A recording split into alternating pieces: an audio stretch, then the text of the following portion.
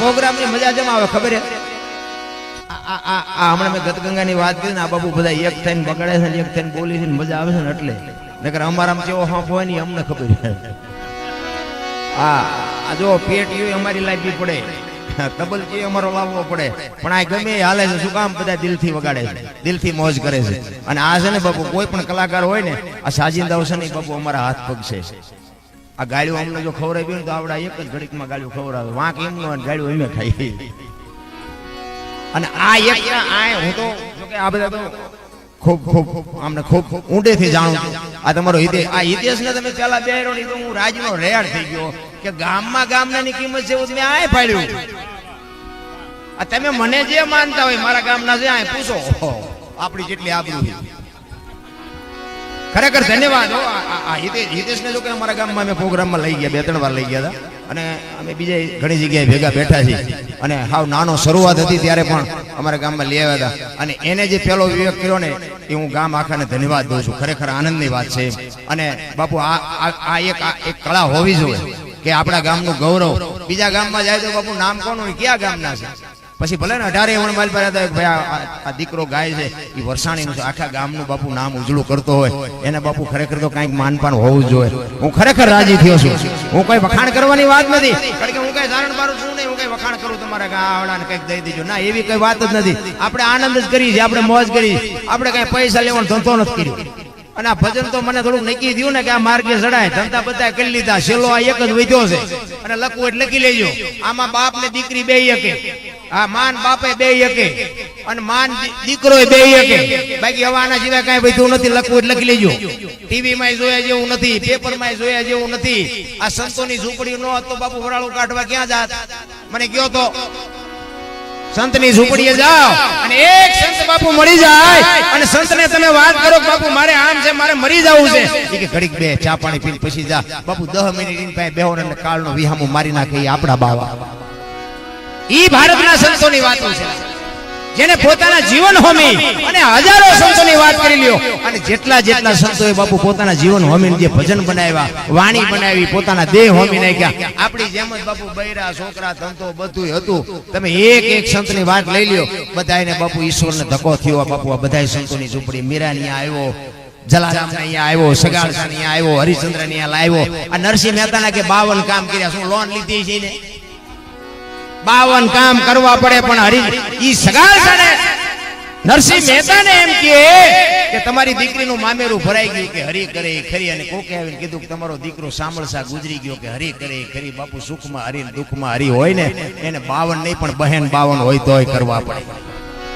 પણ એનો તાર બાપુ એની હારે રહેવો જોઈએ ધંધો તોય બી કરતા હોય કારણ કે આ દેહની વાત છે એની માટે બાપુ સદગુરુ સિવાય તમને આ પતે નહીં હું આ ગમે એવી ડે વાતો કરું કઈ મારી પર એવું હોય નહીં કારણ કે એટલા માટે વાણીમાં એવું કહે છે કે લક્ષ્મણ કાચો પારો જાણજો જેવા તેવાથી જીરવો ન જાય વસ્તુ છે મોટી પાત્ર છે છોટા આ ઠામ વિના ન ઠેરાય એની માટે પેલા આપણે ઠામ થવું પડે તો મારી પર રે આખી રાત તમે વાહ મજા કરો ભારે મજા આવી હવારે પૂછો કે બોલતા જ ભારે પણ યાદ કઈ ન રહ્યું હોરે હોરું જાય આ સોખી સોખું છે ખાવાની આદત નથી વાણી છે ને બાપુ વાણી સંતોએ એમ કીધું છે કે બાપુ નામથી પાણા બોલ્યા છે પાણા આપણા ભારતના સંતોએ પથ્થર સામે અવાજ કરાવ્યા છે તમે વિચાર તો કરો વાણીની તાકાત કેવડી છે ગંગા સતીની વાણી એમ કે 21,600 શ્વાસાનો બાપુ હિસાબ માર્યો તમે 24 કલાકમાં 21,600 શ્વાસા તમારા એમ નામ જાય છે જગતને એને શાન કરી રહ્યા 1 મિનિટના 15 1 કલાકના 900 12 કલાકના 10,800 અને 24 કલાકના 21,600 શ્વાસાનો બાપુ હિસાબ મારીને આપી દીધો ગંગા સતીએ રામ તમે હું શું કરવાના 10 શ્વાસા અરે તો તમારો લક્ષ લગાડી દો બાપુ બેલેન્સ થઈ જાય ને એક દી મારા નાથને તમારી ઝૂંપડી સુધી ધક્કો થાય કરવું તો જો ને માયાનું બાપુ એવડું મોટું કવર રૂપિયાની જરૂર તો મારે પડતી હોય હું ધંધો કરતો હોય મારો કહેવાનો મિનિંગ એક ઘડી આધી મેં પુણ્યા તુલસી સંગત સાચું ગીતો કટે કોટી અપરાધ કાંઈક સમય બાપુ એમાં કાઢવો જોઈએ બાકી મરી જવાના છે વાત એક ગામ હતું ને દ્રષ્ટાંત આપી દો એક ગામ હતું ને એ ગામમાં એક મૂર્તિકાર હતો મૂર્તિ બહુ સારી બનાવતો એટલે કોકે કીધું કે તારા જેવી જ બનાવીને આ તારો આકાર જેવો છે એવી જ બનાવીને એટલે એને કીધું કે આ ઈ સાચી વાત એટલે એને મૂર્તિ બનાવી 1 2 5 7 10 12 ને 15 મૂર્તિ બનાવી પણ આ બે હું લંબાઈ ડિઝાઇન વજન કલર એક સરખી 15 મૂર્તિ બનાવી અને એને જેથી મરવાનો ટાઈમ થયો ને તેથી ભગવાને જમના દૂતને મોકલ્યા ફલાણા ગામમાં ઓલો મૂર્તિકાર છે ને લે. એટલે જમના દૂત આવ્યા, આને ખબર પડી ગઈ કે મને લેવા આવે છે. એટલે 15 મૂર્તિ હતી એના ભેગો હુઈ ગયો, એના જેવડી જ બનાવી. જમના દૂત આવ્યા ને બાપુ એને નક્કી ન થયું કે આમાં જીવતો કયો છે ને મૂર્તિ કઈ છે, એને નક્કી ન થયું બાપુ મૂર્તિ કેવી બનાવી છે. જમના દૂત વિચાર કરે છે કે હવે આમાં લઈ જવાનો હોય રહી જાય અને બીજું આવી જાય ડખા થાય, આપણે લઈ જવો નથી. જમના દૂત પાછા કૃષ્ણ ભગવાન કે તને લેવા મોકલ્યો તો ભલામણા કે તું કેમ ન લઈ આવી, કે પણ હોળ હુતા, એ કે હોળ તો નહીં હતા, કે તો તમે જાઓ. ભગવાન આવ્યા ને બાપુ બે આંટા માર્યા ને ભગવાને કાન પકડ્યો, કરે તારી કારીગરીને દાદ દેવો પડે, મને ખબર નથી પડતી કે આમાં મૂર્તિ કઈ માણા કયો બાપુ કેવી બનાવી. પણ ભગવાન તો ભગવાન જેને તમારું મારું જેને સર્જન કર્યું છે એ તો બાપુ લઈ જવાનો ગમે એ રીતે. અને ભગવાન વિચાર કરે જો હું નો લઈ જાઉં તો હવે આ કપા તમને લેવા કોણ આવે, મારે તો ગમે આઈડિયા કરીને લઈ જવો પડે આને, પણ મને હુજતું નથી. પછી આમ એક બાજુ ઉભો ઉભો વખાણ મીડ્યો કરવા, એ કે આ કારીગર કેવો છે, આની મૂર્તિ કેવી છે, આની હથોડી કેવી છે, આની સીણી કેવી. હેલો ઓલો તરત જ હેલ્યો કે મેં બનાવી, કે તને જ લેવા આવ્યો, ખોટી ના હાલ.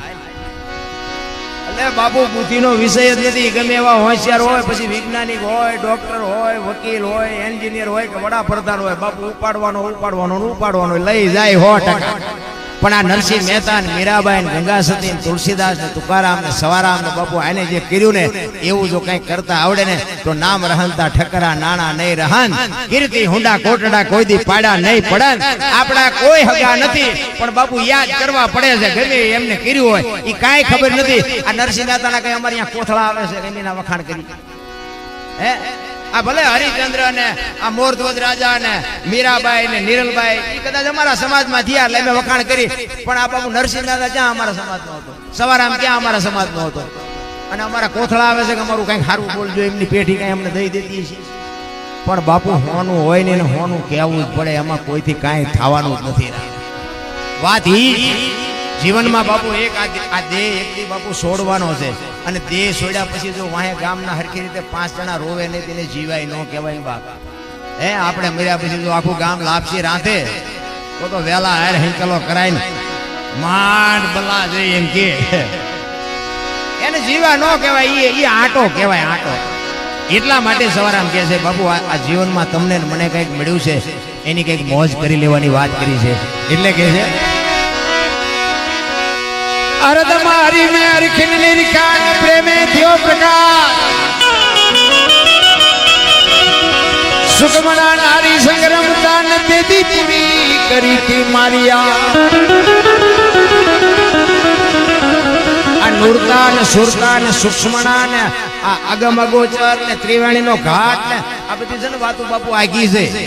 આ મગજમાં બે ને પગથિયે સડજો ને જો ડાયરેક્ટ એમાં ધૂમકો મેરો પીડીયું ઠૂઠા વીળતા થઈ જાય. આ કોણ છે એમ મગજમાં બે એવું. એટલે આ બધી છે ને સંતોની ભાષા છે, સંતોના શબ્દ છે. વાણીમાં કીધું કે વાગે ભજન, વાગે ભડાકા ભારી બાપુ ભજન ફૂટે, અને ફૂટે ને પછી જ નક્કી થાય કે આનો અવાજ કેવડો છે. આ શબ્દ બાપુ ફૂટે નહીં ને, અને જો પાછા ડાયરેક્ટ ધૂમકો મારવા ગયા ને તો કઈક હલવાઈ જાઓ, એકેય મેળના નહીં રહો. એટલે એની માટે બાપુ સદગુરુની જરૂર પડે. સદગુરુ પાસે કઈક તમારી માગણી હોવી જોઈએ. આ બધા જે સંતોના જે નાભી ને ઈ ઓહમ ને સોહમ ને ઈ બધું આગું છે, એમાં બહુ ઊંડું ન ઉતરવું. મા બાપ ના 2 ટાઈમ રોટલા દો ને એટલે વહેલું મોડું બધું સમજાઈ જાય. હા જરૂર એની છે, શરૂઆત એની કરજો. બાકી નગર અત્યારે મેં હમણાં કીધું એમ કાંઈક રવાડે ચડાઈ દેજે, આ ખોટું છે ને આ હાસું, આ ખોટું ના હાસું. ઓલા સ્વાધ્યાય વાળા કે આમાં આવી આવો, સ્વામિનારાયણ વાળા કે આમાં આવી આવો, જય ગુરુદેવ વાળા કે આમાં આવી આવો, સનાતન વાળા કે આમાં આવી આવો. હવે માણા તો તમને કહું આમ એવા ધંધે લાગ્યા જાવું છે, આમ હાસું જીવ ને ખોટું જીવ, આમાં કઈ નક્કી જ નથી કરી શકતા. ત્યાં ફડાઈ ગયો ફૂટી જાય, કરવાનું રહી જાય, બીજું થઈ જાય. એટલે તમને જે ગુરુ મહારાજ હોય અને કાંઈ ન આવડે ને બાપુ તમારું નામ ચાલુ કરી દો બાપુ. એક દીજો ન ઉગે તમારો ગુલામ થઈ જાવ. તમારું નામ, મારું નામ અનોપસી છે ને, હું અનોપસી ચાલુ થઈ જાય તો બાપુ અનોપસી એક દી ઉગે. બાકી મને ખબર નથી કે અનોપસી ક્યાં છે. આ નામનો મહિમા એટલો છે. બાકી અત્યારે બાપુ પૈસા કમાવાડું કાંઈક રવાડે ચડાવી દે.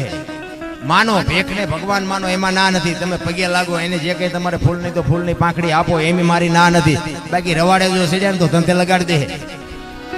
વાત એવી છે.